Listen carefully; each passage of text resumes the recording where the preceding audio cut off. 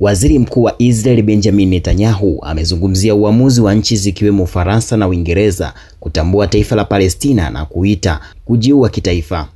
Katika hatua nyingine, Netanyahu amezungumzia shutuma kwamba Israel inalenga raia makusudi. Kinyume chake ni kweli, na kusema kuwa Israel imeangusha mamilioni ya vipeperushi na kutuma mamilioni ya maandishi ili kufanya raia kuhama mji wa Gaza. Pia amesema Hamas inajipandikiza kwenye misikiti, shule, hospitali, majengo ya ghorofa ili kuwalazimisha raia kukaa katika hatari, mara nyingi wakiwatishia kwa mtutu wa bunduki. Wakati huo huo, Netanyahu ameuliza ikiwa nchi inayofanya mauaji halaiki na wasihi watu kutoka katika hatari, je, Wanazi walitaka Wayahudi kuondoka?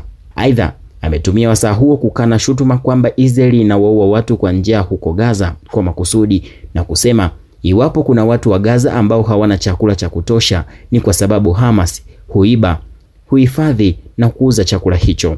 Mapema mwezi huu, tume ya uchunguzi wa Umoja wa Mataifa ilisema Israeli imefanya mauaji halaiki dhidi ya Palestina huko Gaza, ambapo Wizara ya Mambo ya Nje ya Israeli ilishutumu ripoti hiyo kama iliyopotoshwa na ya uongo. Hii ni Mzalendo News.